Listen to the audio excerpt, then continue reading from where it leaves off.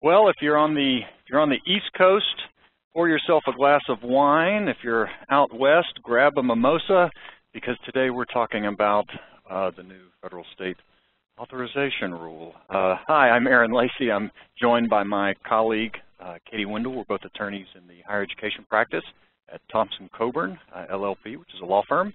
And today, more specifically, we're going to be talking about the new federal regulations concerning state authorization and distance education programs that go into effect July 1, 2018.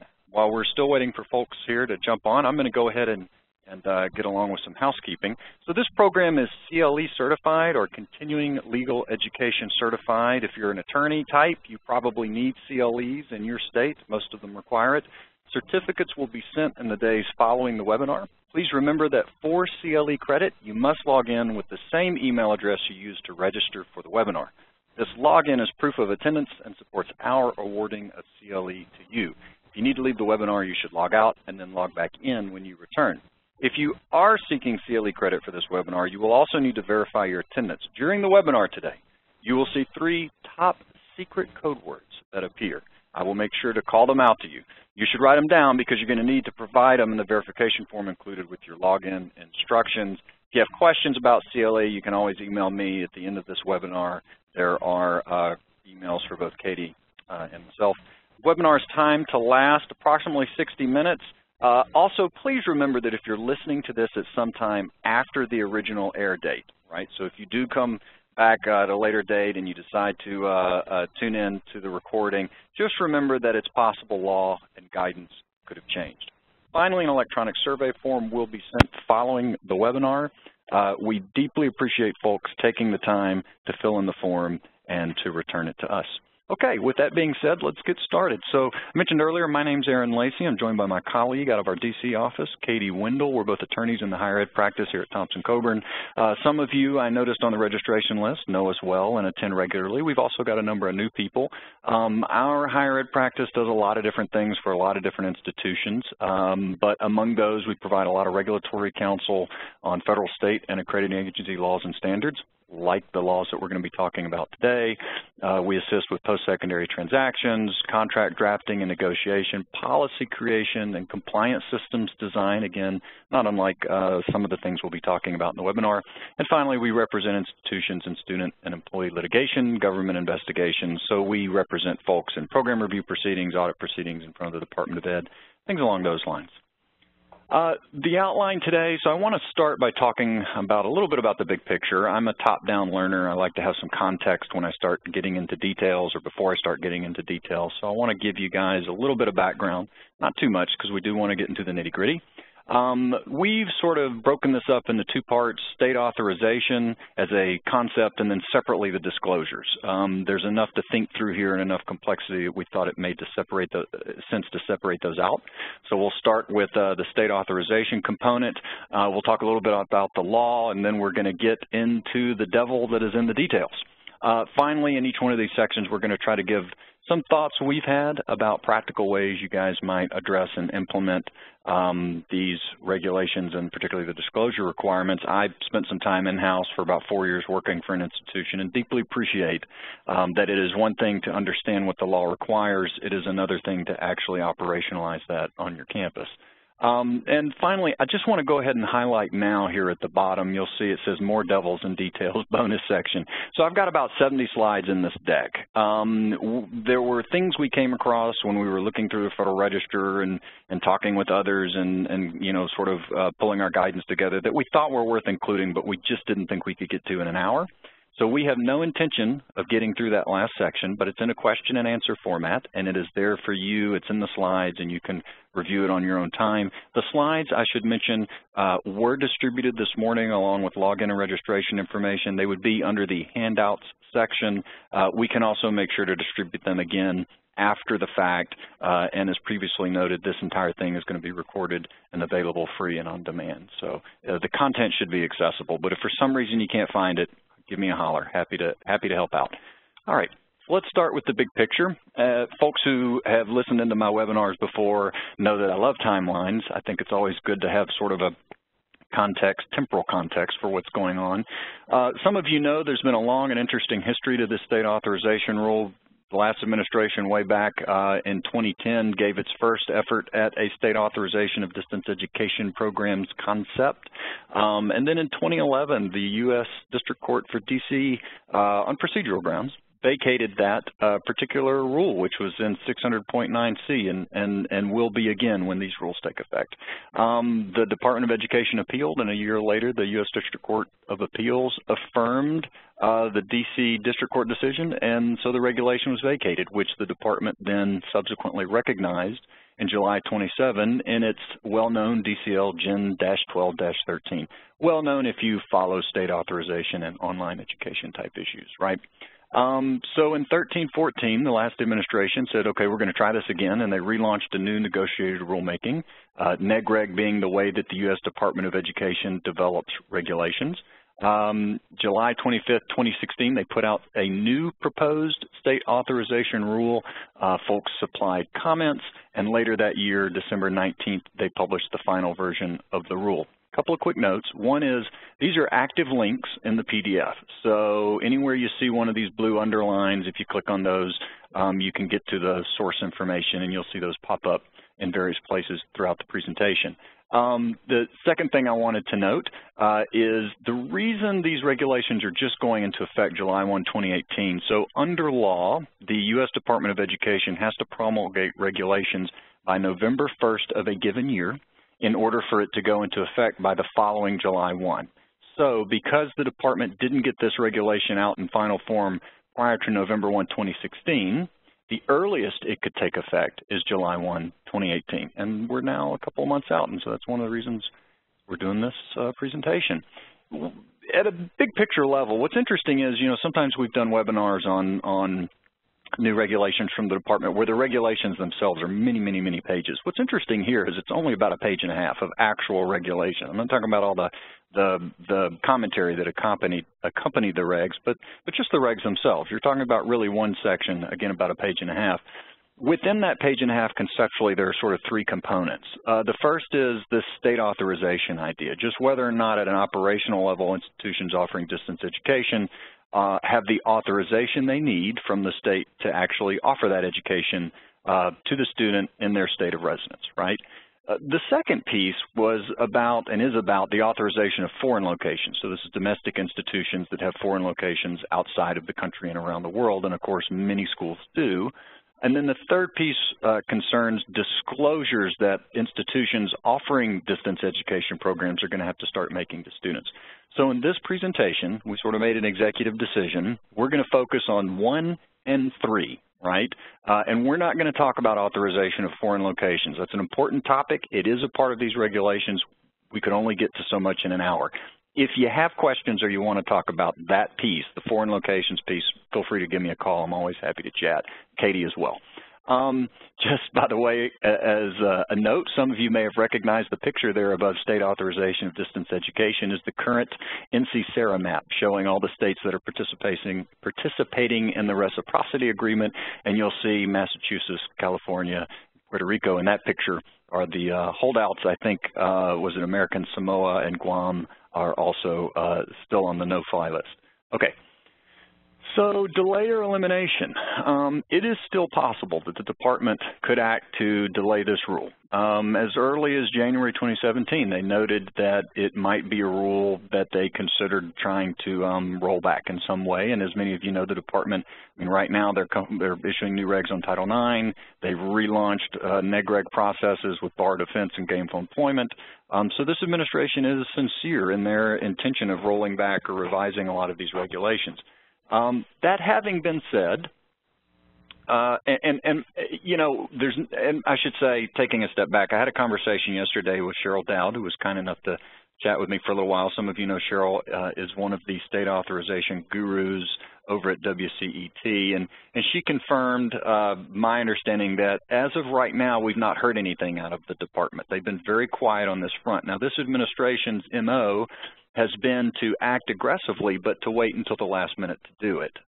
With gainful employment, with bar defense, in both cases, it came down to just a few days in advance of the regulation becoming effective or significant new components of a regulation taking effect.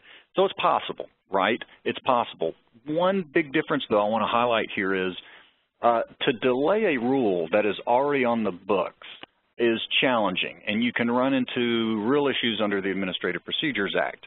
The department did that with regard to bar defense, but they also had a lawsuit that was pending, had been filed and was pending, which gives you cover because there's sort of an out in the APA that allows an institution, the Department of Ed, to delay implementing a rule if there's pending litigation and the rule has not yet taken effect. Here, to my knowledge, there is no pending litigation or challenge with regard to this rule. So I also want to note I think it's harder for the department if they want to try to delay the rule outright.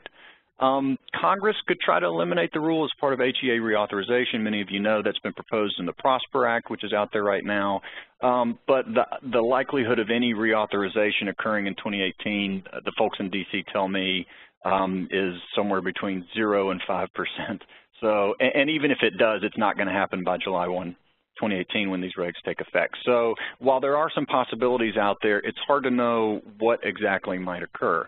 Now, the other thing the department could do is significantly modify, in a sense, this rule through guidance. I mentioned earlier, there's not a lot on the bones of this actual regulation. Much of what is understood about, the department's intentions was really in the commentary accompanying the regulations when they were promulgated. Well, this administration could come along then and say, you know what, we're going to take a very different tact and we're going to interpret things in certain ways. They could still delay certain types of requirements without actually formally delaying the rule. There's a lot they could do there, and certainly institutions should be on the lookout. I would suggest a couple of things. One, the financial aid professionals on the phone are going to be very familiar with IFAP, which is the department's website called Information for Financial Aid Professionals. And there's a feature called My IFAP where you can sign up and you can get an email to your inbox every day that tells you any Dear Colleague letters, electronic announcements, or any other type of significant development that's occurred at the department, and they just drop it and send it to you in your inbox. For those of you who may not deal with the U.S. Department of Ed as regularly or be part of your financial aid office at your institution, but responsible for state authorization, I would strongly suggest that you go to My IFAP, follow that link, and set it up. It's free. They just send you the email. It's a great way to try to monitor for developments in this area. The other thing, of course, you can do is keep an eye out for messages from your trusted resources. You all who are doing much with this rule will certainly recognize these organizations, WCET, NC-SARA, DEAC. Again, you can follow the links. I suspect if there are any significant developments, these guys will be emailing their membership and interested parties immediately, and they certainly know what they're doing. But the last point I really wanted to make here, and Cheryl Dowd actually did a blog, we were talking about this yesterday a few weeks back and made this point, and I could not agree with her more. You know, whether this rule is modified or delayed, the bottom line is the landscape has significantly changed. You know, I've been doing this for about 16 years. I did a lot of work with online institutions back in 05, 06, 07 before NC-SARA, where, you know, if you wanted to beam a new master's in education across the country, you basically had to deal with professional licensure requirements, authorization requirements, you know, in all 50 states, or run the risk of that might come with not getting those things authorized. So it was difficult, but there back then was a little more of a sense that, you know, if you had one student in a state or another, maybe you could make a calculated decision regarding whether you really wanted to pursue authorization. The department wasn't really looking over your shoulder. If you didn't have concerns about professional licensure, and that could be a reasonable risk assessment, right? The picture has changed, and now we've got a lot of other forces out there. There's a lot more awareness about these issues around authorization and professional licensure and certification. Even if the department were to strip this rule away entirely, and I don't think that's going to happen. They may modify it, they may delay it. I don't know that it's going away for good, but even if they were, you've still got plaintiffs' attorneys out there that are trolling for students who feel wronged. You've got attorney generals who are looking to see if students have been wronged by institutions of higher ed. You've got the new bar defense to repayment process and claims process, which is going to be around. That's in statute. How it plays out is one thing, but it's not going away completely unless Congress kills it, and that seems very unlikely, right? You've got the Department of Ed's general misrepresentation standards. You've got SARA disclosure requirements you've already got to make if you participate in SARA, and then you've got if you're offering gainful employment programs, which, remember, for anyone on this line, if you've got a program that's a non-degree program and Title IV eligible, that's a gainful employment program. If you're a for-profit institution, it's everything you offer. right? Those programs, you have to certify that all of those programs meet professional certification licensure standards that are required by states. You can't offer them if they don't, or you're violating the certification you've made to the U.S. Department of Ed. So the point I'm trying to make is, well beyond this particular regulation that we're talking about today, there are lots and lots of reasons why it is time for institutions that are making any type of significant investment in distance ed to allocate the resources necessary to make these types of disclosures, develop the policies and the forms you need to protect you, the school, and to monitor and understand where your students are and where that educational activity is occurring. It really has just gotten to the level where it makes sense from a risk management standpoint. And this is if there's a soundbite you want to take back to your general counsel or your president or your board, that's probably the one, right? Particularly for those of you who are struggling to get those resources allocated to do what needs to be done. So with all of that being said, we're going to jump into, first we're going to talk about the rule and then we'll get into some of the complexities. We'll do state authorization of distance ed first. Like I said, we sort of split out the authorization concept from the actual disclosures. By the way, here's your first secret word. It is HARRY, H-A-R-R-Y, HARRY. And with that having been said, I will turn it over to Katie. All right, thanks, Aaron. So first, we do encourage you to think about the purpose of these requirements. And if you read the regulatory language, it can be really confusing at points. It's easy to kind of lose sight of the forest for the trees. And this purpose, Ed's purpose here, is that forest. So it kind of keeps us on track as we get into the details moving forward.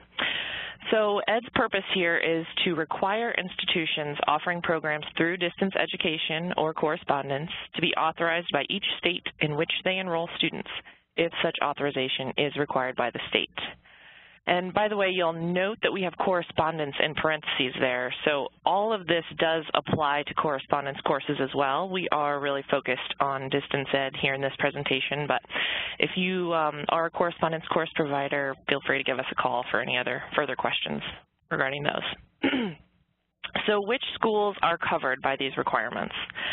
Any Title IV institution offering post-secondary education through distance to a student residing in a state in which the institution is not physically located or residing in a state in which the institution is otherwise subject to that state's jurisdiction as determined by that state.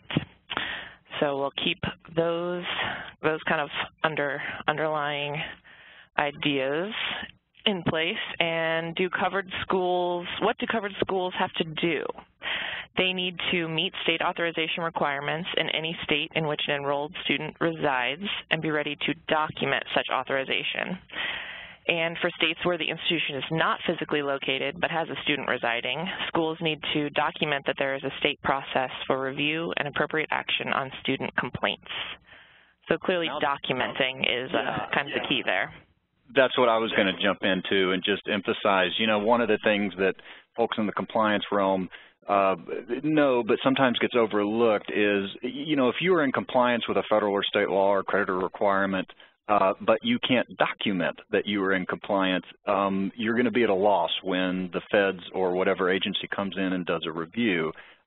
So while the department is requiring you to document, I would suggest that even if they weren't, that is an incredibly important concept, you know, whether it's your annual security report or your disclosures you're making for your, you know, drug and alcohol abuse program, it doesn't matter. In every event, you want to be able to document to the department that you're making the required disclosures when you're required to make them. So just keep that in mind. There is this requirement here that you be able to document the authorization, and that's just sensible for lots of different reasons, but also as a general comment from compliance, sort of the compliance perspective, you want to always be able to demonstrate that you have complied with these rules if the department or anyone else comes calling. Yep.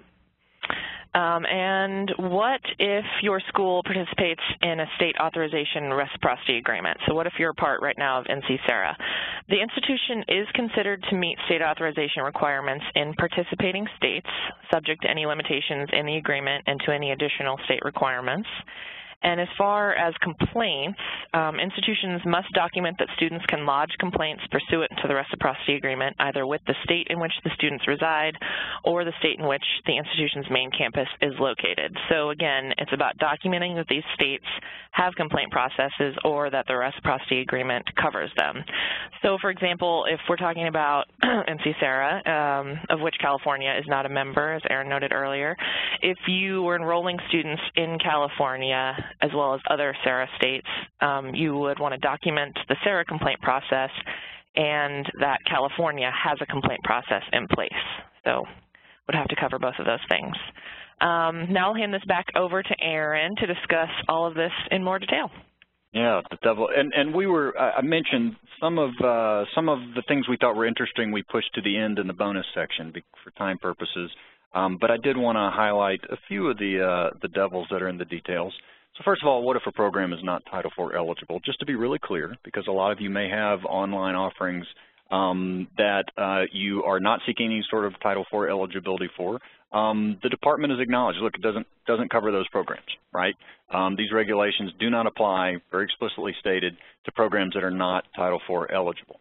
All right, but what if the program is Title IV eligible, but the student is not Title IV eligible or is not receiving Title IV aid? So first of all, my view is that the requirements would still apply, and that's not unusual. If you think about the department's regulatory framework, I mean, in many, many cases, whether or not a student is, when they enroll, eligible or later eligible, whether they decide to take out aid or not, for example, doesn't obviate the obligation you have to provide them notice of where they can get your Clery Act information. Right? I mean, it's about the fact that the institution and the program are Title IV eligible.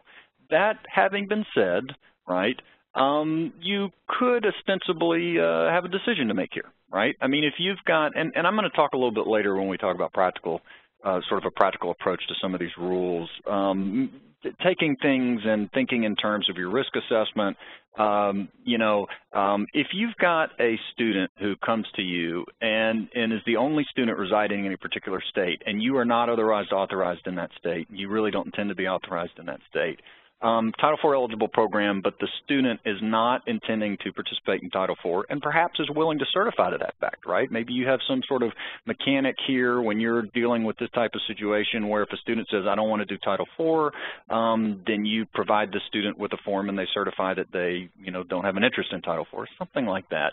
But if that were the case, maybe you would decide to move forward. Right now, keep in mind, as far as authorization goes, if the state believes that you are acting in their state and you satisfy whatever physical requirement standard they may have, particularly if it's not a SARA state or you're not in SARA, you may still need to make a determination as to whether or not you're actually authorized to operate in that state. But what I'm talking about is a situation where, right, either for whatever reason, you have a state where you may not be authorized, but you don't think you need to be authorized, but for, say, this rule, right? In this case, you could ostensibly make a decision to go ahead and move forward with the student because, and this is where all of this is getting to these bullets, the department has acknowledged, one, an institution's inadvertent or an intentional failure to obtain state authorization would not jeopardize institutional eligibility, an important point, but two, if an institution does not obtain or maintain state authorization in a particular state, the program would only lose eligibility for students residing in that state. Well, now I'm going to get into this question of residing and what that means and where the educational activity is occurring in a minute. But my point is just, it is possible if you had a one-off in a state where you otherwise did not intend to have a presence, you could make a calculated decision here, right? What does it mean for a student to reside in a state? So in my mind, on the authorization side of things, this is the sort of million-dollar issue. Now, what it means to reside is not complicated. The department has acknowledged that. So they stated that a student is considered to reside in a state, quote, if the student meets the requirements for residency under that state's law. And they also said, look, this holds true for military personnel as well. Additionally, and importantly, the department has indicated that schools can ask students to self-determine and self-certify their state of residency. And you can rely on that unless you have conflicting information, right? So understanding what the department means by the student's state of residency and obtaining that state of residency through self-certification in and of itself is not complicated. But here's where the rubber hits the road, right? What if the student resides in one state but is living or working in another while taking the program, okay? So we are physically located in state A. The student is living and working in state B, and we're going to be beaming the program into state B. Student says, oh, but I'm actually a resident of state C. Well, the department seems to be suggesting that we need to be authorized in State C. Even though we're not actually engaging in any educational activity in State C, we're in A and B respectively, right? And we may not have any other activity or presence in State C. We may not have an authorization over there. So it sort of raises this question, does that mean that I now have to go get an authorization from State C even though there's no educational activity occurring over there? So pending further guidance from the department, unfortunately, as of right now, the answer is yes. Institutions should seek authorization from the state of residence. That is what the department intends, at least under the guidance and the language of the law as it currently exists, is fairly clear. Now, whether they misspoke in the way they wrote it, whether that was misguided, I know there's a lot of conversation happening there. I know WCET and NC-SARA and others have been pointing out to the department, and it was raised during NEGREG that there seems to be a disconnect here. Why would we need authorization in State C when we are in A and B respectively? That doesn't seem to make sense. But as the law is currently written, and with regard to the guidance, it is pretty straightforward and pretty clear what the department's position is. However, and this is a really important point too, and again, Cheryl Dowd and I were talking about this yesterday, institutions also should be mindful of whether educational activities in the state where the student is living or working would require authorization requirements. So what do I mean? Let's go back to our hypothetical. So I'm sitting in State A. I'm the institution, right? And we're beaming the education to the student who's in that State B where the student's living and working, and they reside per their self-certification in State C. Now, to comply with the department's expectations, I'm supposed to be authorized in State C, right? But what we're suggesting is if you're not authorized in State B as well, and State B says, well, wait a minute, based on our state laws and physical presence standards, to beam that education into State B, you need to be authorized in State B. Then apart from any federal requirement here or anything that the department may be saying, you may well also need to become authorized in State B, otherwise you are violating that state's laws, despite the fact that the student's claimed state of residence is State C. I know that's a lot of letters in a lot of states. Hopefully that made some sense. So just to be clear, I think this is such an interesting point. I actually gave myself my own follow-up slide. So just to be clear, if neither the student nor the school is in the student's state of residence, we still must be authorized in the state of residence. Yeah, that's what the rule requires. Even if neither the student nor the school is in the student's state of residence and there's no educational activity occurring there, the department takes the view that the school must be authorized in the state of residence. So ostensibly what we're talking about here is you're doing a two-track analysis. And I think that was actually the phrase Cheryl used yesterday when I was chatting with her. You know, you're tracking the state of residence per the department's requirement, and you're also tracking the state of what I'll call educational activity, right? So that's where the student's sitting when they're actually taking your courses online. What if the student changes residency during the program? Okay, so the department speaks to this in the preamble quite a bit, actually. And they say, look, it's on the institution, essentially. An institution can't disperse additional federal student aid to the student if the institution has information that the student has moved to another state in which the institution is not authorized. Now, you know, you have to have information, quote unquote, right? So, but I think the department, there's an expectation that you'll have some sort of monitoring mechanism in place to know if students are moving. Right now, a lot of schools may not. And even if you put something into place, you know, there's no guarantee that the student's going to let you know, right, if they're moving from one place to another or if they've changed residency. I think as part of all of this, schools, again, independent of whether this rule stays or gets modified, I think schools probably need to work on stepping up how they go about monitoring the location of the educational activity, right? So where your student is when they're taking the course, and also the state of residence, and trying to understand when moves are occurring. But ultimately, if no one tells you, I don't think you have some sort of affirmative obligation to go out and run some sort of background check to always verify that they're still sitting in the same place, right? So there is that qualifier. And this is the department. I don't like to take huge quotes out of the Federal Register, but I thought this was worth reading. So they say, an institution should be informing the student that if the student relocates to a state where the institution is not authorized, the institution cannot disperse federal student aid. Institutions must use the disclosure process in conversations with prospective students to ensure that students understand and consider that relocating to other states could affect Title IV funding for their program.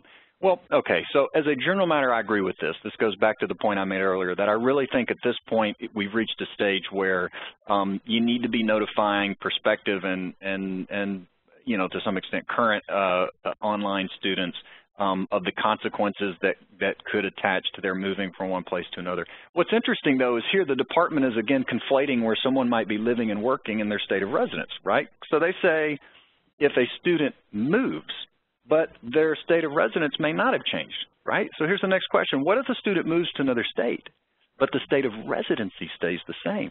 So remember in my hypothetical earlier, we're in state A, students in state B, student claims state C as their state of residency. So what if the student moves from state B to state Q, but the state of residency, C, remains the same? Well, my view is there would be no new requirement under federal law because in order to enroll that student in the first place, the feds are taking the view that you have to be authorized in state C, and that's the state that the student has self-certified and claims as their state of residence.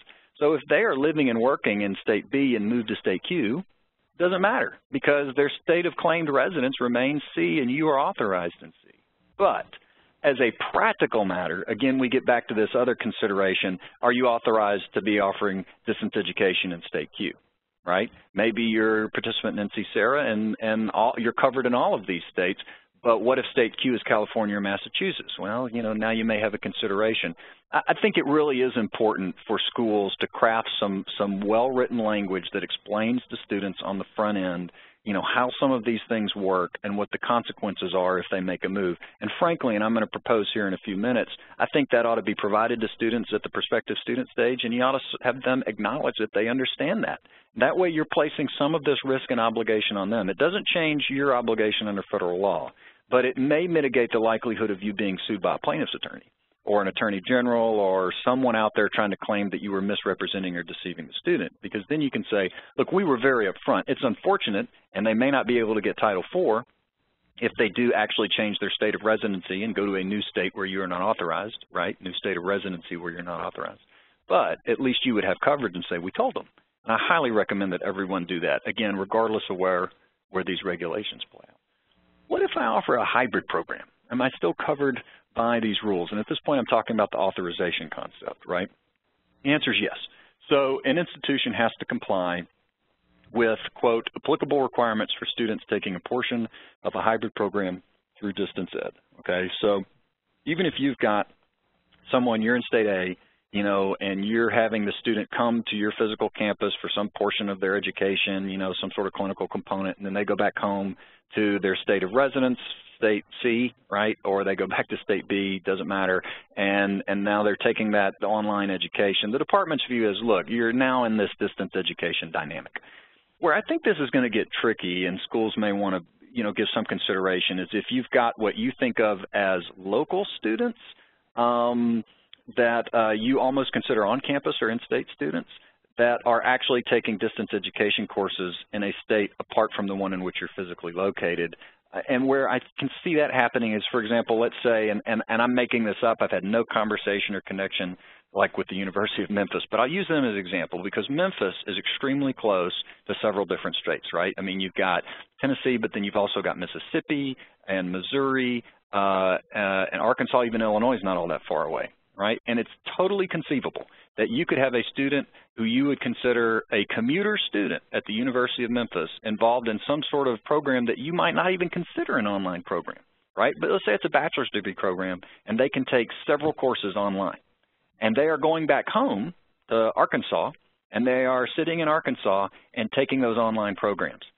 You know, Katie mentioned at the outset we don't want to lose sight of the forest for the trees. I don't really think that that is what the department is going for here, right? I mean, I think what the department is really going for here is this idea of making sure that distance ed students in states outside of your home state are being taken care of. But as a technical matter, that is a student in a hybrid program, right? And they are taking on-ground campuses at your main campus in your home state, but they are in a hybrid program and they are taking distance ed courses and classes in a state other than the state in which you're physically located. I think that could trigger requirements here. I think under the plain language of the law, it does. So I think schools, we need to be looking for guidance from the department on that point, maybe pushing for that, and trying to think about whether or not that circumstance might exist for you if you're one of these schools that's located very near a state border, for example. All right. So implementing state authorization. I mentioned earlier I've spent some time in-house. I worked for an institution for about 4 years and appreciate that the real challenge here is not necessarily understanding the law, but figuring out how to wrangle with the law and implement it on campus. I'm going to offer some suggestions here. You may disagree with these, but we wanted to try to give people some sense of where they might start. So this first thing I've got is sort of a flow chart I've put together for you if you're really at the beginning stages and thinking about how to come up from a state authorization standpoint, how to come up with that list of states for which you need to be seeking authorization, right? So first of all, you got to identify someone. I'd strongly recommend everyone, you need someone in your organization who's owning this, right? Then across all online programs, because the authorization question is across all programs. It doesn't have to be a program-by-program analysis, all distance ed programs, I mean. But, you know, you can look across all your current students and all your current online programs and determine the state of residency and activity, because, again, I encourage schools to look at this as a two-part concept, both state of residency for federal reasons and state of activity. You really want to know where they're sitting if you can track that, if for no other reason than just to have the data point. Residency and activity for current students. And you determine that universe of states and prioritize by enrollment population. I can't tell you how many times I've worked with schools that are wrestling with these types of concepts, and they'll give me a list of the states where all their students reside, and they're sort of approaching authorization equally. I say, well, wait a minute. You've got 90% of your students in 3 states, and then you go down the list and you've got onesies and twosies. Prioritize and focus on getting the authorization for the states where you have lots of students first and sort of work your way down. I know that seems like a no-brainer, but it is often the case, at least in my experience, that type of prioritization isn't occurring. Add states where you intend to recruit heavily or expect future students. So even if you don't have a state on the list, if your admissions department is telling you, we think, you know, Hawaii is the next great horizon for students and we're going to start recruiting heavily there, you may want to add them to your list. Then, starting with the high enrollment states, confirm where authorization is held or covered by SARA, right, if you're already in a reciprocity agreement. Where authorization is not held, determine whether you want to secure it and pursue it, or alternatively, you could go back to your admissions department and say, you know what, we are not interested in messing with Hawaii or California. I shouldn't pick on Hawaii, plus they're part of SARA, but, you know, say we're not interested in Massachusetts, for example. Then you just go back and you tell your admissions department, we're not going to enroll students in this program from that state because we don't have authorization. And that is something you can do. I mean, it may be a hard conversation to have with admissions, but my point is, from a regulatory standpoint, you can do that. And then produce a current listing of all your authorizations with the effective dates. Keep in mind, you know, you get granted authorization, it may not be forever, right? So you always want to have some sense wherever you're tracking this as to what the dates are. A couple other thoughts for you. I would add to your policy and form infrastructure what I call distance education certification form. And I'd make it part of your admission for application process, and I'd require self-certification, a state residency, and where the student expects to be engaging in the educational activity. And I would also, on that form, explain the consequences and require them to report changes, oblige them to do so, and then have them sign that and acknowledge it, right? So now, in this one concept, as part of your application for admission, you're pulling some needed data points, right? And you're also giving them some critical information to protect you from those plaintiff's attorneys and others, and then you're also obligating them to report changes to you in a timely way. Then, as a matter of policy, I'd require residency and activity reconciliation. So when you get that form back from those prospective students, somebody needs to go and reconcile that data against your list of state authorizations to see if you've got a situation where you have someone saying, I either reside in or I'm going to be getting this education in a state that is not on your authorization list. I'd set up and follow a policy for management of prospective students residing in unauthorized states. So in other words, I'm suggesting that you want an internal policy that says this is what we're going to do when we run the reconciliation process and we have a student who's in a state that we're not authorized to operate in. These are our options and how we're going to manage it. Because one thing you want to make sure is that you're managing those considerations in some sort of consistent process, right? I would document the complaint process in all 50 states or your SARA coverage. If you're not in SARA, though, I would tell you, I think this is one of those things where it's not that hard to do. Back when the first state authorization came around in 2010, a lot of schools just went out. Law firms were providing this. Some of the trade associations were. It'd be a 3- or 4-page document just listed how students can file complaints in all 50 states. Typically I'm not suggesting that you go out and pull information in states you have no interest in being in, but this is just so easy to do that I think it's probably worthwhile to see if there's a third party putting it together, and then you just keep it updated, right, on a semi-regular basis. And finally, establish that policy for maintenance of authorization and complaint process information. All right, here's your second secret word. It is bull, B-U-L-L, and I'm going to turn it back over to Katie. And Katie, I see it's at 12:40, so we probably need to keep it a brisk clip. Okay, I can do it. So again, we're going to start with the purpose behind these detailed disclosure requirements. The department's goal with these regulations was to create additional protections that do not exist for students enrolling in traditional programs. The distance education sector has been fraught with problems where students were not provided adequate information that may have informed them of deficiencies in a particular program, and these disclosures for distance education programs are intended to address this problem. So who exactly is covered by these requirements? Any Title IV institution that offers an educational program that is provided or can be completed solely through distance education or correspondence courses, excluding internships and practicums. So earlier, Aaron discussed the hybrid courses, and now we are focused on distance-only courses. So what do schools need to do if they're covered?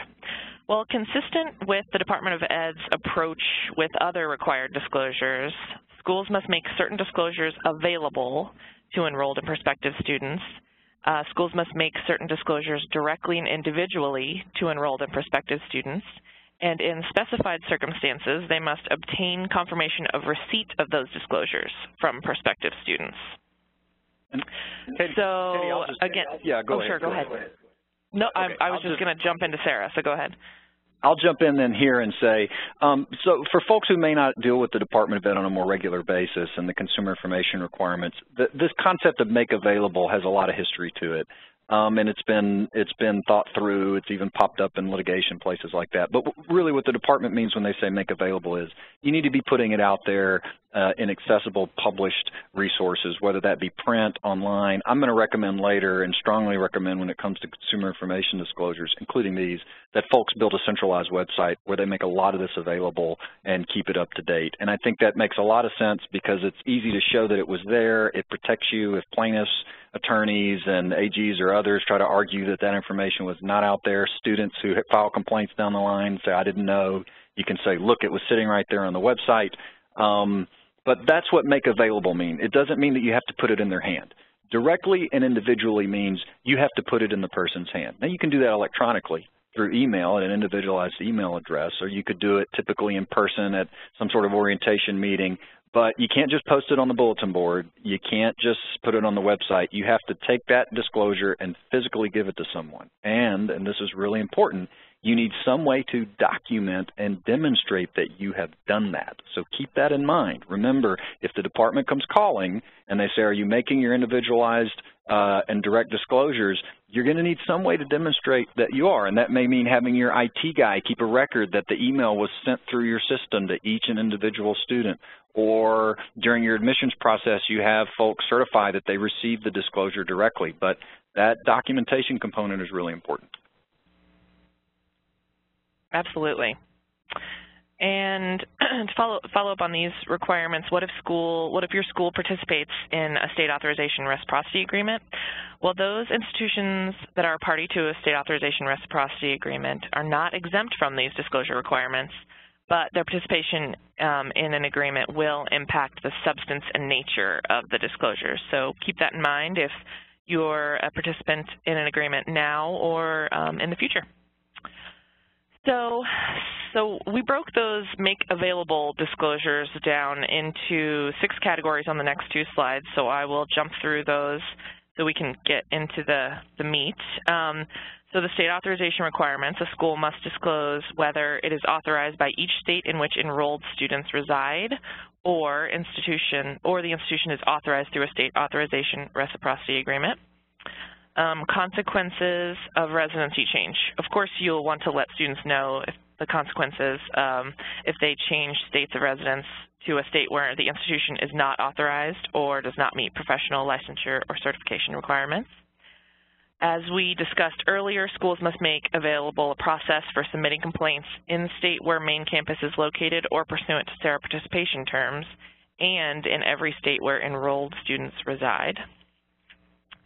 Regarding historic adverse actions, any adverse actions a state or accreditor has initiated, including years initiated, relating to programs offered solely through distance education, again, not those hybrid programs, during 5 calendar years prior to the year of disclosure.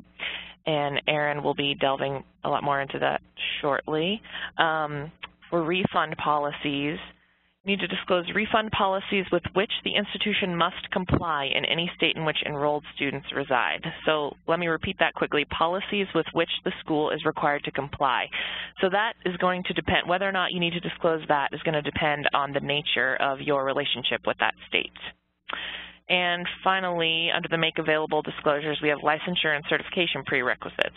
So you'll need to provide the educational prerequisites for professional licensure or certification in any state where enrolled students reside or the institution has made a determination regarding those requirements, whether the program satisfies prerequisites in such states, and for all other states, a statement that no determination has been made.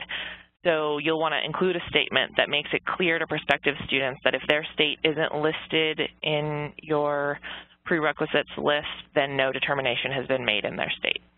And we'll talk about in a minute, and we certainly recognize that that's a tall order. I mean, we know that that line item in this list is the one that's giving a lot of folks the most consternation. Yeah, that's one big devil detail. And then finally, covered schools must make direct and individual disclosures for covered distance ed programs.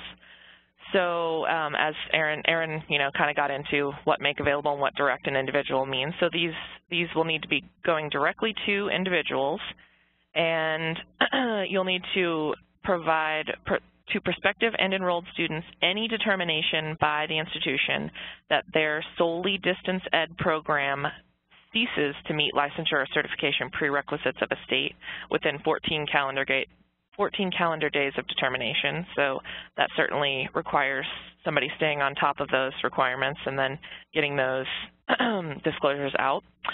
You need to provide prospective and enrolled students any adverse action initiated by a state or accreditor related to the school's distance ed programs within 30 calendar days of the institution becoming aware of that action. So as compared to the historic adverse actions that must be made available, these newer actions must be made directly to individual students. And finally, the licensure and certification determinations. Prior to prospective students' enrollment in a solely distance ed program, any determination that the program does not meet licensure or certification prerequisites in that prospective student's state of residence, you have to let them know. And if a disclosure is made and the student enrolls, the institution must obtain and keep that signed acknowledgement of receipt of that disclosure.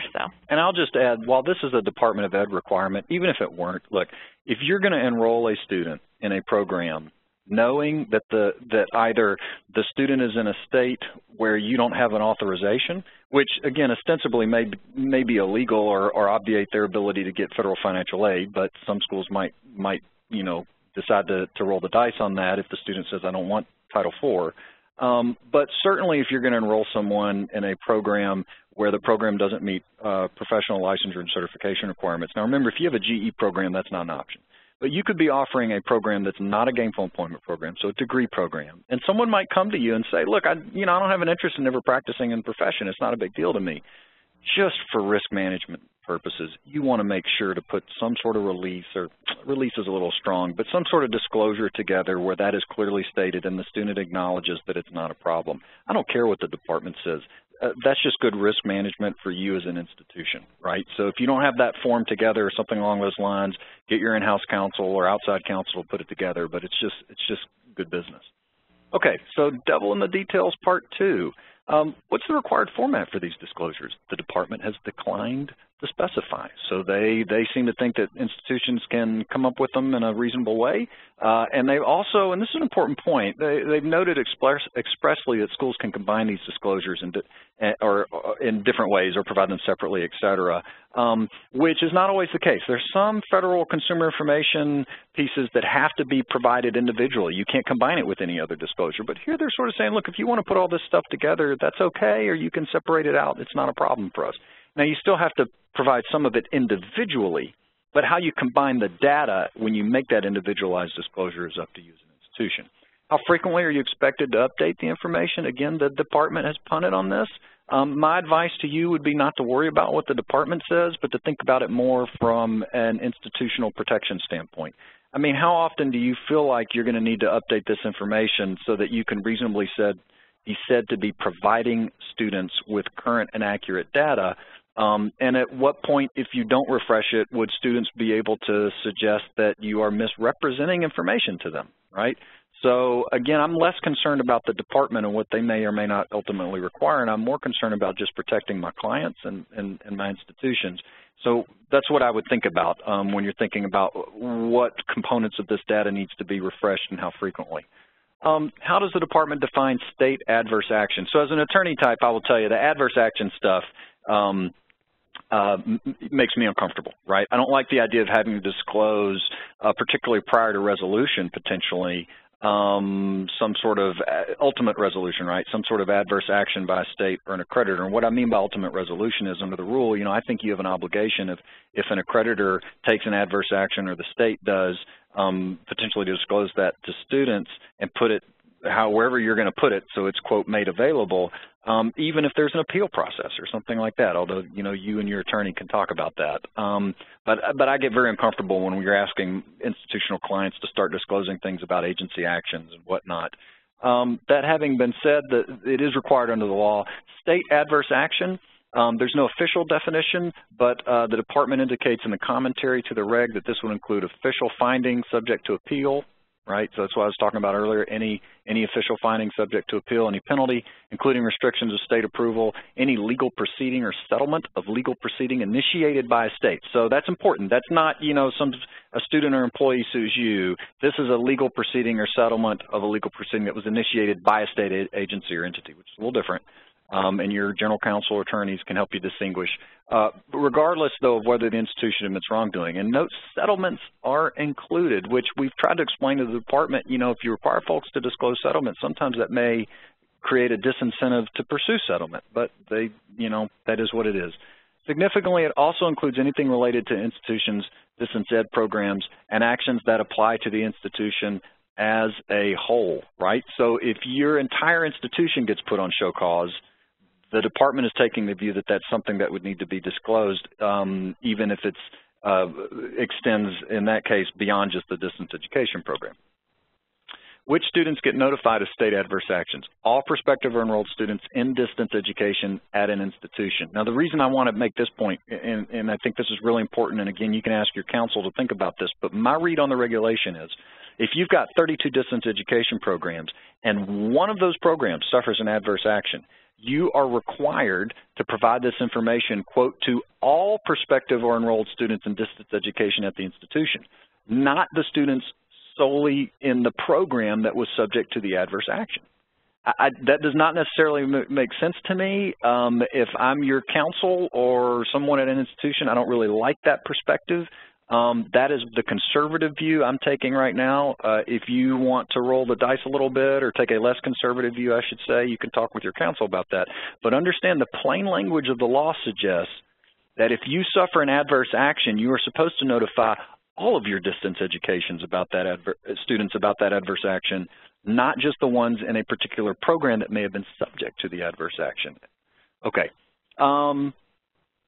Institutions, and this was a quote, institutions must disclose any adverse action initiated by a state or an accrediting agency related to post-secondary education programs offered by the institution solely through distance ed or correspondence study within 30 days. So again, it doesn't draw a box around it and limit it just to programs that apply to those particular students. how does the department define accreditor adverse action? So what's interesting is there is a definition of an adverse accrediting action in the regulations. It's in the section of the regs that govern accreditors, and it's the denial, withdrawal, suspension, revocation, termination of accreditation or pre-accreditation. Right? I've got the whole thing up there. However, the department in the preamble to these regs says for purposes of this regulation, any downgrade in accreditation status, such as, and so this is broader than that definition in 6023, such as being placed on show cause or probation, is an adverse action and must be disclosed to students. So again, this is the last administration talking, but it is the current guidance that we've got to work with suggests that there's a broader concept here than that definition of adverse accrediting action. I really encourage you to sit down with your legal counsel if you have some sort of adverse action or more than one that needs to be disclosed, and think about how to approach this requirement, right? Do accreditor adverse actions include programmatic accreditors? Yes. The department intends for institutions to disclose adverse actions concerning programmatic accreditation if the action could have a negative impact on a distance education program. Must institutions disclose the refund policy for every state where an enrolled student resides? And Katie hit on this earlier, but I thought it was an important point to emphasize. So you have to disclose any refund policy with which you're required to comply. And there may be states where you are active where because you are in SARA or just because the state doesn't have a required refund policy, there's nothing that you have to comply with beyond your home state refund policy or whatever you've got in your catalog, right? So just keep that in mind. I don't read this requirement as you have to comply with every refund policy in every state of residence for any enrolled student. I mean, it's only if you are under the laws of that state or your reciprocity agreement required to comply with that refund policy. Okay, what licensure and certification prerequisites must be disclosed? So the disclosures is limited to licensure or certification prerequisites established under state law. And the point I wanted to make here is programmatic accreditation, third-party certifications, and similar desirable attainments are not covered unless they're required under applicable state law. What do I mean by that? I get questions all the time from my clients, whether online or on-ground programming, where they'll have some sort of requirement like this, and they'll say, well, you know, there's a national certification exam. I mean, you don't have to take it to get a job. It's not required under state law, but a lot of folks take it because it makes them more desirable in the job market. That's not covered here.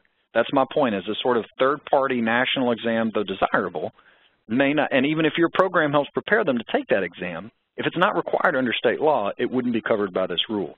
Now, on the other hand, there are some states where they have built in certain types of accreditations into state law. I'm an attorney, I mentioned earlier. ABA accreditation is a perfect example. There are some states where you can't sit for the bar exam unless you have graduated from an ABA accredited law school. So in that case, they're sort of bootstrapping some sort of programmatic accreditation or state licensure or something like that, and it essentially does become a requirement for professional licensure in that state, right? Because you can't sit from the exam if the program didn't have that programmatic accreditation. So something to think about. If the state has not established prerequisites to work in the jobs associated with the program training, then the institution would have nothing to disclose. And this jobs associated concept I'm going to hit on a little more in a minute. By the way, I realize we're coming in on the top of the hour. I'm going to go over. We're going to definitely get through this. If folks have to go, totally understood. Remember, this is recorded and free on demand. If you want to stick around, you are very welcome to do so, obviously.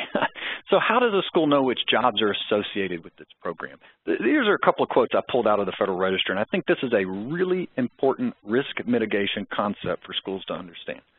So the department says if an academic program offered in a state may foreseeably lead to careers that require licensure or certification in that state, based on how an institution markets or advertises a particular distance ed program or correspondence course, the institution has to provide information to students on the requirements to meet that licensure or certification. Here's another quote. The department believes that an institution makes the determination about the careers that potential academic programs can lead to when developing programs as a matter of conducting business. So there are two important points I want to make here. The department is not saying that this is a rote function of taking a SIP code and plugging it into a crosswalk and seeing what the Department of Labor spits out as related occupations.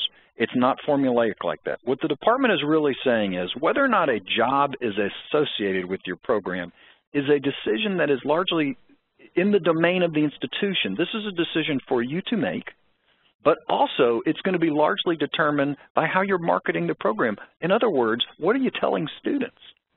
Now, I said this is an important risk mitigation tool, and what I mean by that is, you know, if there are professional licenses or certifications out there that are in jobs that you don't intend to be associated with your program, you have an opportunity to clarify that in your marketing, right? And what you can say is, these are the jobs that this program is supposed to lead to, and we are representing that you will be able to obtain employment or work in these jobs or be prepared for these jobs, right? Not guaranteeing, but that's the idea. They lead to these careers. And you can also say, this program is not designed to, you know, to prepare you for these jobs. And the reason that's a risk mitigation tool is because it allows you to say, if a student comes back down the line and says, well, wait a minute, or a graduate, I couldn't get this job in this field, you can say, well, we were very clear about that. And I'll give you an example out of my past that's a good example. So I was working with an institution that provided post-licensure nursing programs, right? And these are, you know, you're talking RN to BSN, master's, and doctoral programs in the nursing field. Okay. And there was a state that we were dealing with where in order to practice as a nurse in the state, in order to work in a private nursing school in the state, you could get a credential from this school would work. It was no problem, right? But in this particular state, there was a state law that really wasn't in the professional licensure section of the law, right? It was in a different part. It was in the part governing state public nursing schools. And it said for state nursing schools that academics or folks who wanted to be instructors at that nursing school had to be a graduate of an in-state nursing school. So they get a student who calls and says, well, wait a minute, I want to be an instructor at the state, you know, in-state nursing school, and I took your program, I got your credential, and it turns out that under state law, I can't actually serve as an instructor because I didn't graduate from an in-state nursing school. And these guys, of course, had no idea that this law was out there. But one of the things we talked about after the fact was, and we worked it out with the student, but one of the things we talked about after the fact was, you know, were you really designing this program, right, to facilitate folks getting jobs in public nursing schools? You know, they had to think about that a little bit because, in a sense, to some extent, that was not the purpose. And the point I'm trying to illustrate here is, you know, you can draw a box around these associated jobs, and you limit risk associated with licensure requirements for jobs that may be outside of that box. And you do that by making deliberate decisions about what you're saying in your marketing materials. Okay. Can a school still enroll and disperse Title IV aid to students if it knows its program does not meet the prerequisites? Yeah, actually you can, right? And this is why the department requires that particular disclosure and acknowledgement from prospective students who may say, I know that you don't satisfy my prerequisites in my state of residence, and I still want to move forward. So yes, provided the determination has been disclosed and an acknowledgement has been obtained, and also that it's not a gainful employment program, because remember, GE programs that don't satisfy state licensure or certification prerequisites aren't eligible for Title IV. If schools don't know whether a program meets prerequisites in a prospective student's state of residence, are they required to make a determination? This is a really interesting question to me. I don't read the language of the regulation to require it. So you remember earlier Katie was talking about the requirements. She said, you know, you have to tell people for the states in which your students reside whether or not, you know, you satisfy these prerequisites. And then you have to tell them for any state where a determination has not been made, you got to sort of make that statement. We haven't made any determination on authorization in this particular state, right? So what if you have a student who it turns out is in one of those states where you haven't made a determination? Are you required to go make a determination? You know, I don't really see that affirmative obligation in the reg. However, I do think it's what the department intended. I think it's smart for you as an institution for all the reasons we've previously discussed. And the department says in the commentary, by the time a student enrolls, the institution should know what the prerequisites for that student's state of residence is here. I think maybe that's supposed to be are, and whether the program fulfills those requirements. The department expects institutions to have provided this disclosure by the time the student enrolls. So, you know, maybe that's just a little bit of a hole in the official regulatory language. It's pretty clear to me that what the department, when you've got somebody who shows up knocking on your door and they're trying to find out about, you know, whether the program would work in their state, there really is an expectation that you'll figure it out, right? And you'll let them know one way or another. You don't have to enroll them. You don't have to go get that certification. If they want to enroll without the certification, you can disclose and get an acknowledgement from them. But I do think there's an expectation that you will make a determination. So the last section here we're going to do, implementing distance education disclosures, and here's your last secret word. It is ROS. ROS. Okay. By the way, somebody guessed the theme and they were right. I won't say who it was, but somebody private chatted the theme and you got it. Okay. This process should be carried out for each program, what I'm offering here. And again, this is just sort of a starter way to sort of help you start thinking about this if you haven't really gotten into it yet. But when we were talking about authorization, remember I noted that the process was sort of across all your online programs. Here, this process would have to take place program by program. So you'd identify persons responsible for obtaining and maintaining those LC prerequisites. Again, somebody's got to own it. Determine the state of residency and activity for your current students, because again, if you've got a student, you know, who's living and working in State B, and you have every expectation that they're going to want to work in State B after they graduate, even if they're residents of State C, and the department wants to attach to State C, you know, you and I know that State B is what's important to them, right, likely. And so we want to be ready to track and provide information relating to both State B and C if it's possible. Determine the universe of states and prioritize by enrollment population. Add states where you intend to recruit heavily or expect future students. Determine those associated jobs. That's an extra step here as compared to the prior process. Determine those associated jobs.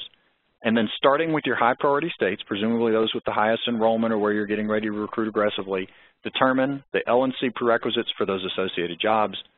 Determine whether the program satisfies the LNC prerequisites for those associated jobs. That should sort of, that flow of analysis should get you the data ultimately that you need. I know this is a lot easier to put on a slide than to do. Sometimes just thinking through it is helpful. Other things, as a matter of policy and using that DE certification form, so we're sort of tying some of the prior suggestions together here, require your LNC prerequisite reconciliation for each prospective student against information on file, right? So what we said earlier is you get that DE form back, and you know now where the student claims what their state of residency is and their state that they're working and living in. And by the way, is it possible students won't provide you this information or they'll make mistakes, et cetera? Sure, that's entirely possible. Now, you might require them to provide this information as a condition to admission because you as an institution can set your admission requirements, right? It is, you know, it's possible you may not want to do that. Assuming they give you this information back, right, then the next thing you would want to do is, as a matter of policy, before you enrolled students or took money from them, registered them, you know, you want to have a reconciliation process. And you're reconciling their state of residence and the state where they claim the educational activity is going to occur against both your authorization list and, for that program, against the LNC information that you have on file, right? And that process of reconciliation should get you the information you need to get you to a point where you can make your next decisions, right? You want to develop direct disclosure and certification forms for prospective students regarding failure of the program to satisfy LNC prerequisites and the policy for administration of that disclosure. So in other words, if you do the reconciliation and you realize you've got a student and the student wants to resides in or is living in a state where you don't satisfy those prerequisites, then you need to have articulated in policy what you're going to do next and what your options are. And if it involves getting the disclosure from the form and allowing the student to still move forward, but getting that acknowledgement back that the feds require, you know, you want to have that document worked out as well. Develop direct disclosures, a form, when you're going to make direct disclosures for changes regarding whether or not a program satisfies LNC prerequisites in a particular state. So remember, and this is sort of a convoluted slide, I should have written this better, but you remember your obligation, you got two things you have to let folks know when there are changes. One is if there's a change in whether or not the program in their state satisfies the LNC requirements, and the other is if there are new adverse actions. So, you know, when it comes to the direct disclosures, really what you're supposed to disclose is changes in the status quo, right? And so you want to go ahead and develop a form with your legal counsel that you'll use. This is one of those direct and individualized disclosures. You know, how are you going to go about disclosing this information? How detailed are you going to be? What all are you going to provide the student? You know, how are you going to deliver it and document that you delivered it, right?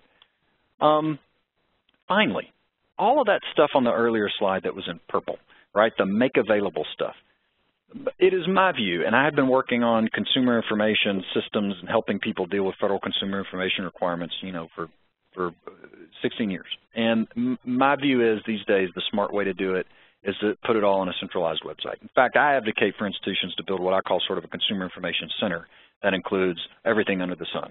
FERPA, you know, Title IX, drug and alcohol disclosure, CLARI, just put it all there, all your outcomes information, everything in one place. Makes it very hard for students to say they weren't told certain things. It's all out there. And then you provide them a notice annually as prospective students, and then everyone gets it annually. It tells them where all that stuff is, and it protects you. I think all of this make available stuff can be largely rolled in. You can create a section on that website if you already have one, or you can just create a new website for state authorization and licensure information, right? It just houses everything. You've got your list of state authorizations, right? And that's not program by program. That's just across for all of your online programs. This is the states where you are authorized to operate, right? I understand certain states will authorize individual programs. I get that, but you know, I'm not really getting into that level of detail here anyway. By program, you can also list there your statement of associated jobs, L&C prerequisites for associated jobs in the covered states and whether the program satisfies those prerequisites, and a statement that no determination has been made in any other state. I like putting all this in a centralized location, and then if you've got pages on your website or materials for individual programs, what I'll call sort of a program page, you just have a link and it sends it to this spot, but it's all in one place and accessible through one stop. Discussion of consequences if a student changes state of residence or where they're engaging in the educational activity. And what happens if you're not authorized in that state or you don't meet professional licensure and certification requirements. And by the way, this is the same language I would include in your DE certification form that you give to them as part of the enrollment process and that they sign, and where they tell you this is where I reside and claim as my residence, blah, blah, blah. You want this same statement on your website. And now it's in two places. So when somebody down the road claims that the student didn't know, you say, well, wait a minute, I gave them a disclosure which they signed, and it was available on our website, and I gave them a notice as part of my annual consumer information notice that tells them where all this stuff is. In 3 different ways I was putting this out there. And finally, I would put a link to or house the complaint process in all 50 states that, again, I suspect is going to start springing up if you don't already have it out there somewhere. Adverse actions a state or accreditor has initiated in the last 5 years. So we're talking about historical adverse actions, not new stuff that you have to notify students about, the historical stuff that just has to, quote, be made available. Again, you can put this on your website. It's static. This is historic. And all you have to do is, you know, every 6 months or whatever, you go in and you update it with anything more recent that's occurred, and you delete anything that's more than 5 years old. Any refund policies with which you have to comply, all of that you can put in this one centralized place. And then when you give them that DE certification form, among other things, you can include a line that says, by the way, check out our state authorization website. It's got all this additional information, right? So you're tying everything together. Include a notice regarding availability of the state authorization. Oh, there it is, in the DE certification form. All right, so this is the end. Second glass of wine. Now it's time for the second mimosa. Actually, if you're on the West Coast, I guess it's not quite noon yet, so you can still have another mimosa. So the rest of the presentation, the more devils and details, is for you all to look through at your leisure. On the back end, there's also some information about our webinars and our blog and all those kinds of things. Would love for you to come back. We are getting ready to launch a webinar series for the second half of the year, higher ed webinar series, and they're always free. They're always on demand, so love for folks to attend. With all that being said, let me see if I can get back up and through to some of the questions here. How do they determine what qualifies as residency? Okay, and we talked about that. That's one of the slides. And how often do institutions have to ask for that information? Again, what I like is you include that in the original distance education certification form. So you ask for it up front, and then you ask the students to let you know if there's going to be any change, right? So you obligate them in that sense to let you know if they're making changes, and you talk to them about the consequences of those changes. Let's see, what is a state process for review? I think, oh, that's going to the complaint concept. So first of all, at this point, my expectation is every state has a qualifying complaint process for review, because this is also a requirement under existing state authorization law and relates to home states, right? So, in other words, the department has said you're not considered authorized by a state for Title IV purposes unless your state has a complaint process that satisfies this exact same standard. So every state has it because every state has institutions right now that are Title IV eligible. And this was one of those things in 2010 that caused some moans and groans. But at this point, I don't believe there's any state that would not satisfy that requirement of having a complaint and review process. And that's why I say I think there are already compilations out there that folks have had in place for a while of all 50 states and how you can access those complaint review processes. You know, that's the kind of thing I would probably update once every 6 months, just run through, have someone make sure that those all stay current. Or it might be one of those things that you all want to talk to your trade associations about, you know, having someone do, and then the schools can just link to the association's page. And by the way, the department, this is included in the more devils in detail section, but the department has said some of this information, if you want to link to state sites with professional licensure information or complaint review process information, you can absolutely do that. Of course, the advantage there is if the state or the licensure board is keeping their information up to date, you don't have to change it because when the student clicks the link, they'll get the updated information. On the other hand, it's a double-edged sword. It also can be the case, particularly with some smaller licensing and professional certification boards, that they don't update their websites even after their law or standards change.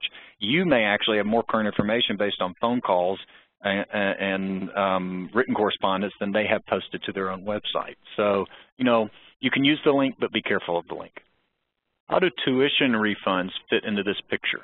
SARA is only permission to operate authorization. What responsibility do schools have regarding tuition for students in various states? Well, my understanding, and you know, I encourage you to reach out to WCET or NC SARA or the folks who really have a lot of authority and experience, and the NC SARA folks are great. I mean, you know, you can call them and they'll give you their views. But I think the understanding was if you are authorized under NC SARA, then you are not, for participating states, required to use their refund policies in those other states, right?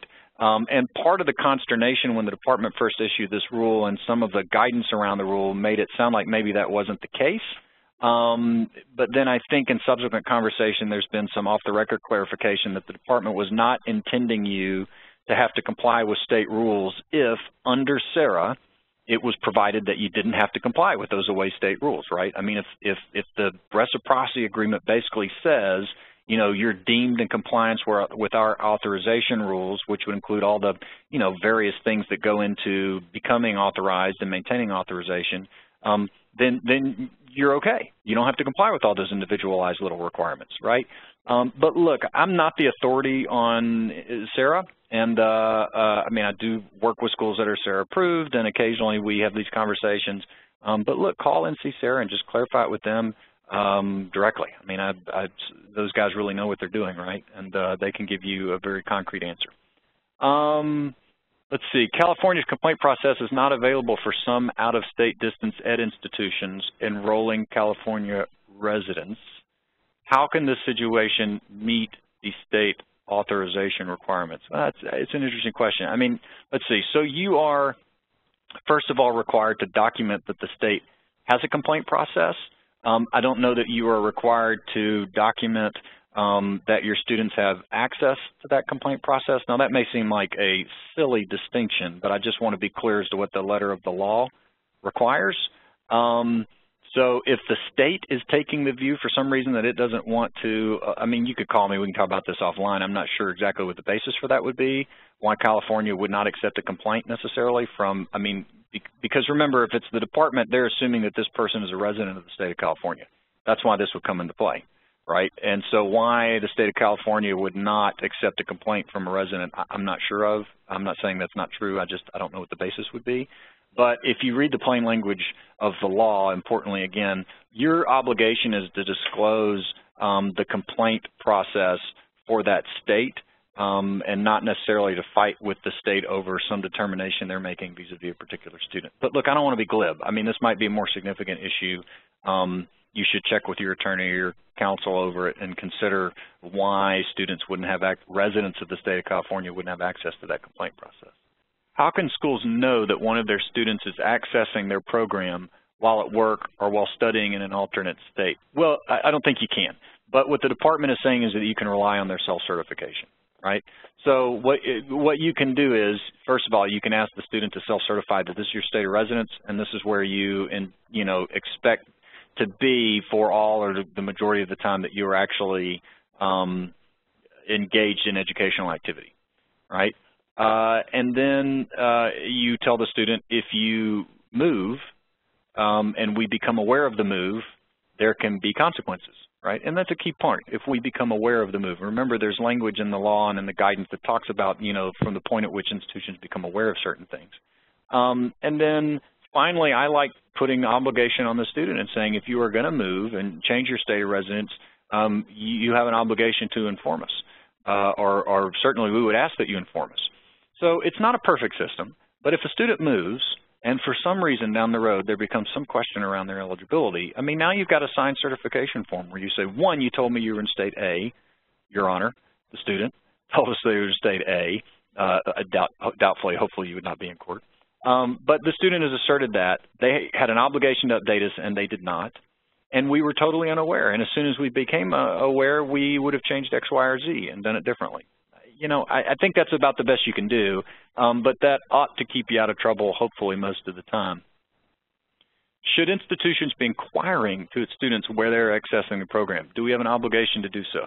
Now, I don't think you have covered this, right? So I don't think you, under federal law, have an obligation to ask them where they're going to be accessing the program. I think your obligation, even now, I don't think the law necessarily requires it. I think there's a strong expectation, and in order to comply with the law, you would need to inquire. Because what the department really says is you can rely on the student's self-certification. It doesn't say you have to ask them. Theoretically, if you wanted to run a background check or you had some other way of trying to determine their residency, there's nothing preventing you from doing that, at least not under the law, these laws. But I think you're going to want to, right? You're going to want to reach out to students and ask them their state of residency. Also, again, remember, you're shifting some of the burden, in a sense, to the student, because when you ask them now, they have a responsibility as part of the application for admission to inform you, right, and inform you accurately, just like with all the other pieces of information they provide you through the admissions process. We are required to demonstrate that we are authorized to offer our programs, but how do we demonstrate exemptions or states that have said we are outside of their jurisdiction? For example, we are in California and Arizona and Colorado have told us that we don't have to do anything via email. Well, yeah, that's an interesting question. And actually, there's sort of been this question raised at the department back in 2010, if schools were authorized by means of accreditation or if they were exempt, was that sufficient for, being, quote, state authorized for Title IV purposes. And what's interesting is there was even some fairly vigorous conversation between a couple of states and the U.S. Department of Ed. It probably won't surprise you to know those states were largely located in the Southeast about the federal government's authority to interpret what exactly the state was doing. My view is your obligation here is to be authorized to operate in that state. I mean, really. And just like a home institution would be authorized to operate in that state, and that's the student's state of residence, I think you want to be able to document that you have obtained whatever the state told you were required to document. If you have concerns that what the state is telling you is not going to be sufficient to satisfy the sort of state authorization component of Title IV, then you should talk with your counsel about that. And I would probably continue to monitor conversations with SARA and others, but NC-SARA, I mean, and WCET and others along those lines. But my view is if they are telling you, we have an exemption process and you have to apply and here's your exemption, or they've written you and said you satisfy requirements X, Y, and Z, and under our law, based on your activity in the state, you're not required to seek any further authorization, that's what you need to do. I would still, by the way, if you've got a student who is resident in one of those states, I would still publish the complaint process, right? Because even if they said you don't have to do anything more, you're authorized under this exemption or what have you, they still probably have a complaint process for residents, and I would still want to document that complaint process. How does the state authorization analysis apply to clinical, practicum, student teaching experiences out of the institution's home state? Okay, so this is a lot of different ways you could think about that question, right? I'll think of it in a couple of different ways, and maybe I'll hit on what you're asking. I mean, the first is, if you've got a student who is enrolled in your home institution in your home state, and they are engaged in a clinical or practicum experience in another state, but still on the ground, I don't think this comes into play, right? Now, you may have other state authorization requirements, the rest of this reg, 600.9, that you need to be thinking about, but I don't think any element of that is distance education. The student's on the ground the whole time. If you're asking if I have a distance education program that has an on-ground component to it, right? Is it still a distance education program? Yeah, that's a hybrid program, so for purposes of authorization, it's covered. Do I still have to make the required disclosures to that student because it's not a solely distance education program? Yes, because remember the regulatory language, if you go back to that earlier slide, says programs offered solely through distance education except for clinical, practical type experiences. So what the department is saying is, look, if you've got a program that's, you know, all distance ed except for the clinical component at the end where they're on the ground, that we still consider that a, quote, solely distance education program for purposes of this reg, and you still need to be making the disclosures to them. You know, there are other scenarios where I could see practical clinical questions coming up, and if I didn't hit the one you were thinking about, you're, as always, welcome to grab me after the fact. Let's see. We send out an email to distance ed students each semester asking them to provide information on where they are located. Not everyone participates and replies. How do we handle the people who do not reply? You know, this goes back to what I was saying earlier. If these are enrolled students, for prospective students, you can make responding a requirement for admission, right? For currently enrolled students, I mean, you could make it a requirement for continued admission. Right? I mean, there are certain things students have to do to stay in good standing with the school, right? I mean, they have to show up, they have to be in attendance, et cetera, et cetera. I mean, you know, there are things that students have to do, and you could tie it to a requirement for continued admission. But if you don't want to take such a hard line, then you're basically going to absorb some risk. The way I try to allocate more of that risk back to the student is by telling them up front when they enroll in the program, you have an obligation to tell us if you move. And if you don't tell us, and as a consequence, you know, it is determined that you're not eligible for aid or something like that, you know, you accept responsibility for that or something along those lines. Maybe you don't like that. Maybe you feel like that goes too far. But my point is that DE disclosure online or distance education certification form you use at the beginning, talk to your counsel about this, but you can use that as a tool to allocate some of this risk over to your students, an appropriate amount, and you decide what an appropriate amount is. Let's see. I've been told we cannot make participation mandatory. I guess maybe that means you can't make people tell you the place where they reside. I'm not sure about that. you know, I don't know who you've talked with, and certainly folks are welcome to disagree with me. I'd have to think about it a little bit more, but I'm not sure exactly why you could not make completing an application for admission a condition to admission.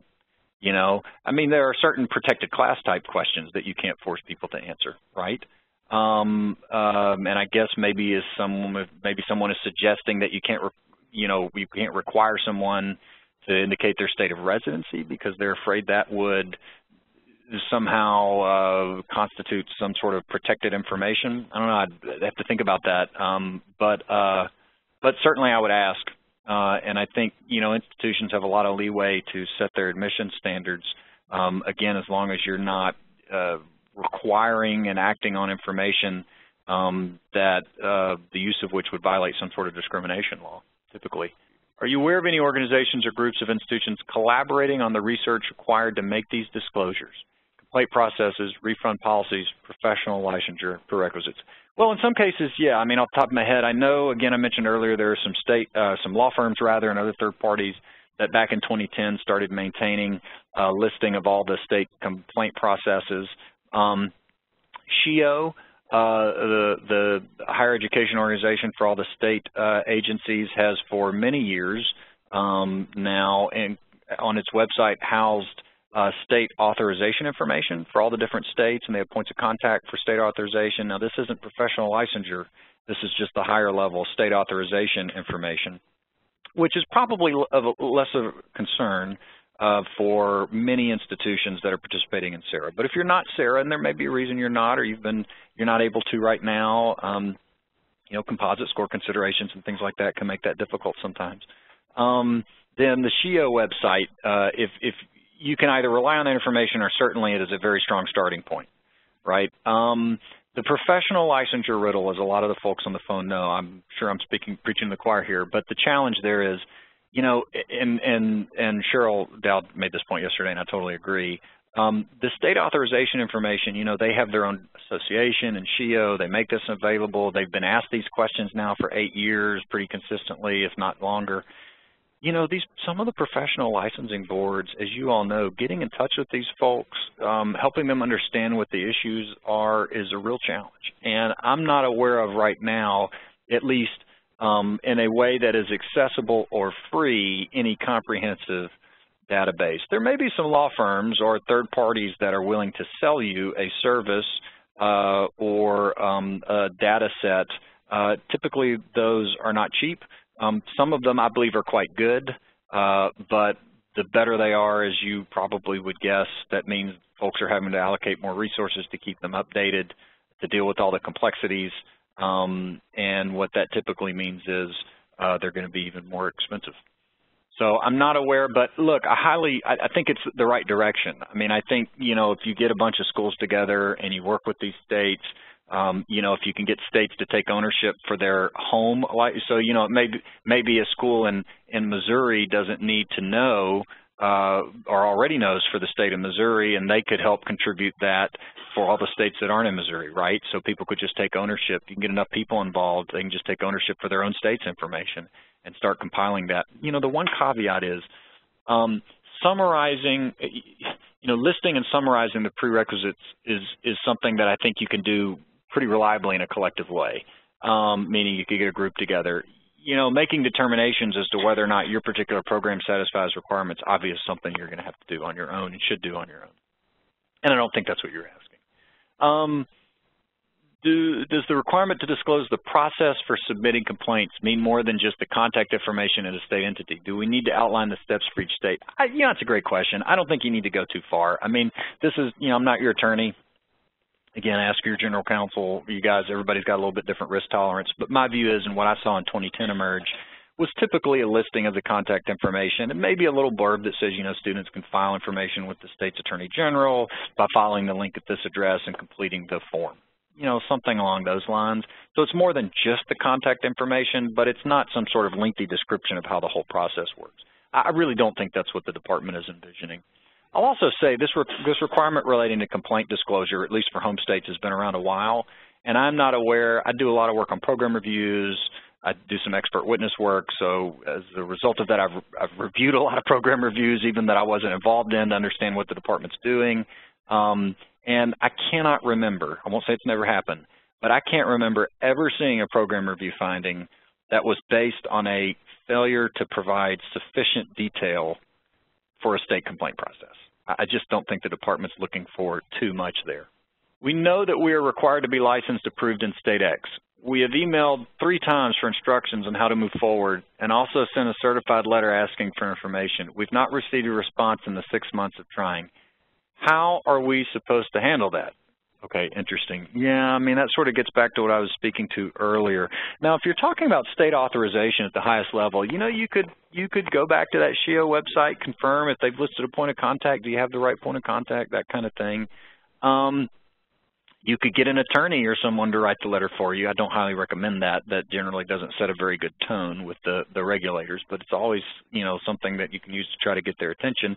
The other thing you could consider doing is if you've got a school that's in state with which you have a good relationship, one of the nice things about the academy is a lot of schools know folks at a lot of other schools and get along pretty well. And, maybe you call them and say, look, we're having real trouble getting a hold of these guys. If you've got a counterpart or a peer in that state, do you think you could reach out and see if you could help bridge that gap for us? But look, I feel your pain. I mean, it can be really hard to get, particularly at the smaller licensing agency and boards, it can be really hard to get people to return your calls sometimes. So I wish you the best of luck with that. What is the burden on the actual state in making a determination of an institution's approval status? We've applied to one state and haven't gotten a determination or response in over a year. I will just say that is entirely at the discretion of the state, unfortunately. for schools I know that are engaged in drawn-out processes, which, occur with every bureaucracy. But there's no obligation of a state unless every once in a while in state law there will be a state where it obligates certain agencies to process certain things within specified time periods, and the appeal process, so-and-so will render their decision within so many days. But that's pretty unusual. Most legislators and most regulators try to craft provisions to give themselves total flexibility in how they approach review and issuing of approvals and decisions. So if you've got a state, where you're trying and they're just not responding, unfortunately, in most cases, my experience is they're probably not obligated to do so within any specified time frame. You can lobby them and try other approaches to getting them to speed along the process, but I know that that can be a real challenge and a great deal of frustration. What should we do in states where we have current students, but we do not have current authorization? Yeah, that's a great question. I mean, you really need to talk with, I would say, your own counsel about that. If these are Title IV students and they're not currently authorized and you're going to go past July 1, 2018, I think you got some decisions to make. And there may be some ways to work around that or to accommodate it, but, that's a pretty real question if these regulations become effective. And, again, you should talk with somebody about how to manage that. If a degree program is available to be completed completely online, but is not offered solely online, meaning it is offered face-to-face and online, is it considered solely online? Okay, if a degree program is available to be completed completely online. I understand. So it's a theoretical option, but it's not as a practical matter offered solely online. Yeah, that's interesting. I mean, the department doesn't really get into that level of weeds. Look, I think if it's designed such that it can be offered completely online, that's a pretty strong strike in the favor of just getting the information, the disclosures, and complying here. The other thing is if it's offered solely online but for, the clinical or practical, well, that, remember, under the regulatory language is actually exempted from the consideration. So, I talked about earlier, if you've got, all but the last clinical phase is online and the clinical phase, well, I think it would still be determined by the department to be solely online. But let's say that's not the case. Let's say, as a practical matter, you're just offering 50% of it on campus. Again, I think you've got a decision to make. I mean, if you call up the department and say, do you think students could benefit from the information? I think the department's going to say, yeah. And keep in mind the authorization component still applies 100% to hybrid programs, right? But when you're trying to determine whether or not you have to make the disclosures, I mean, the language does say solely, and it does only exclude the practical pieces. So if, you've got half of your lecture portion that you're offering on the ground and only on the ground, maybe you've got a decision to make there as well as to how much you really don't want to make these disclosures or whether you want to just go ahead and make them. Let's see, if an educational program is offered primarily as a traditional brick and mortar program but may also be completed entirely online. Similar question, is this considered a program solely offered through Distance Ed for the purposes of disclosures? Again, you guys are both asking a great question, and it's not one that the department really gets at. Although if you've got a program that's offered primarily as brick and mortar but also completed entirely online, I mean, one question is whether or not you have any students that are outside of your home state, that are resident outside of your home state. Because if everyone is in-state completing it in the brick and mortar fashion, I'm not sure that there's a disclosure that has to be made, right? I would need to think about that. Again, there's enough vagary here that I think you probably need to sit down with and get real specific as to your circumstances with someone. Where can we get a DE certification form? Well, you can hire me to write one for you, or you can craft one on your own, but I don't think that there are any out there already except for the schools that have already developed something along these lines. If you're a SARA institution, do you need a complaint policies in all 50 states or just your state SARA portal agency plus California, Massachusetts? Yeah, no, I think that's right. If you're a SARA institution, I think you can explain the complaint process per the terms of the agreement, and then if you're enrolling students who claim they are resident in California, Massachusetts, or Puerto Rico, Guam, or what was the other, I've forgotten, the other outlier, then yeah, I think you would need to deal with them individually. So you don't necessarily have to do the 50 states. How do the GFE disclosure, GE, I think that's Gainful Employment Disclosure Templates, relate to the requirements discussed in this presentation? Well, they don't exactly. I mean, some of the information that you have to disclose may be present in that Gainful Employment Disclosure Template regarding professional licensure requirements. Remember, the template can change year to year. It's theoretically possible, you know, the department could choose in coming years not to include that information. So, you know, honestly, I think from an administrative standpoint, it would be easier to consider these two things more or less in a vacuum. I just worry that if you're trying to keep track of what portions of this might be disclosed in other places, particularly if those disclosures may change, it becomes more of an administrative headache trying to reconcile, you know, whether or not the information is somewhere else than it would be to just put it all in one place for state compliance with the state authorization rules. I mean, certainly, you know, folks are free to and may have very good reason for disagreeing with me. My experience in managing these kinds of things, though, is I don't like to have information in multiple places if I can avoid it. But for something like this, I just fear that the GE stuff is it's a little different, and it may change a little from year to year, and it may just be more of a headache trying to reconcile the two to make sure that somewhere you've got all the information you're supposed to be disclosing. Let's see. Do you have an example of a DE certification form? I don't. I mean, I have one in my head, but I've seen, you know, things that I've worked with other schools on, but I don't actually have a form disclosure that I have drafted at this point or that's included in this presentation. The good news is, you know, schools have a fair amount of flexibility to design this in the way they want to design it. What's the best site to get the most up-to-date state authorizations, and what is required? Well, if you're talking about state authorizations, again, I mean, I would probably, and you're not in CSERA, I would probably look at the SHIO website. I think it's pretty good, and they do a good job of keeping that up to date, and the states all seem to be pretty on board with that being their clearinghouse. If you're talking about professional licensure and certification prerequisites, I think, you know, again, I mentioned earlier, I don't really know of a good clearinghouse that I think is reliable right now. Maybe one will emerge in the coming months. By July 1st, will all states eliminate their exemption for lack of physical location? No, I mean, I don't know what states are going to do, but I think that states are going to continue to pursue. You know, they've got their laws on the books, and I think most of them will probably see July 1st come and go and continue to do what they have always done.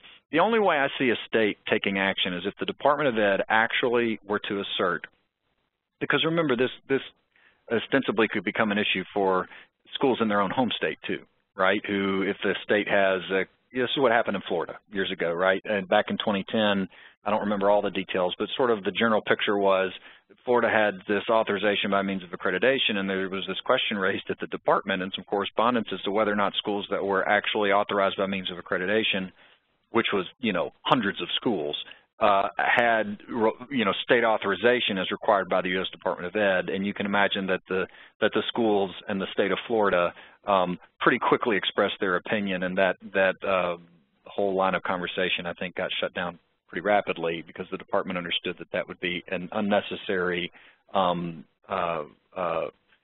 trying to think of a polite way to say this, an unnecessary storm. I'll just put it that way. So, you know, I think that the only way you're probably going to see states move to seriously reconsider their processes, and, you know, is if there were actually some determination or effort by the Department of Ed to assert that the type of exemption or authorization enjoyed by, you know, the schools that had that type of authorization or exemption was not sufficient for purposes of Title IV. In which case, those schools are going to become very concerned, and the state's going to become very concerned. And I think then you might see some action. But otherwise, my expectation is you'll probably see July 1st come and go without a lot of states or their legislatures, because remember, in many cases, that's who would have to be involved, really changing anything. Let's see. For authorization of locations on federal property, some states do not require authorization for a physical site on this type of property. We were instructed by a state to remove their complaint process from our website since they do not authorize us at this physical location. Would this conflict with the complaint process portion of the regulation? So this is a really interesting question. And I'll give a couple of minutes to it here, and I'll just say it's a really complicated question too.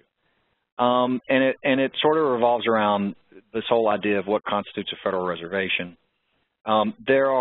So as you all know, I'll just give you the 30-second history lesson because I actually spent a ton of time on this back in the mid-2000s. But there was a point at the beginning of,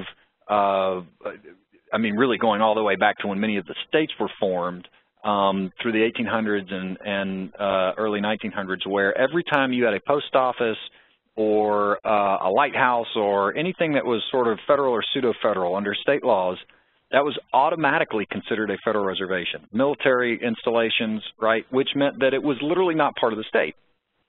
And what started to occur, particularly in the wake of World War I and World War II, where you had these really massive troop populations building up in some of these locations, was you would have crimes that were committed on these federal reservations, and the state authorities had no way to prosecute the crime. Or there were no federal laws that actually indicated that the conduct was a crime. Right? So someone would seek shelter in a lighthouse or a post office, and they'd say, well, the state can't come get me because this isn't state land. Or a crime, there would be some sort of domestic abuse incident on a military base, and there would be no federal law prohibiting that, even though it was clearly against state law, those types of things. So there began in the 50s and 60s a huge effort to retrocede many of these federal reservations back to the states. So the states would take them back over and could provide emergency services, and their laws would apply, et cetera, et cetera. So what you have now is a real mix that can be very hard to run down. It can be really hard to tell whether certain military installations or properties in various states are state property or not. And there are some you might think are federal reservations, Air Force bases, military installations, what have you, and they're not. They actually have been retroceded and they're part of state property. But what's interesting is the question you're getting at is, for the audience, the question is getting at this idea, what if you are an institution, for example, that, and I've worked with clients like this, that are offering education on military bases around the country. And in some cases, you have a state that's telling you, well, you're not actually operating in our state, right? Extremely interesting question. I think with regard to the department, first of all, they are suggesting, remember, that what you need to have is authorization in the student's state of residence, not where the educational activity is occurring. And this is one of those weird quirks. Remember back to the hypothetical. You know, we're in state A, students on a military base in state B, student claims to be a resident of state C.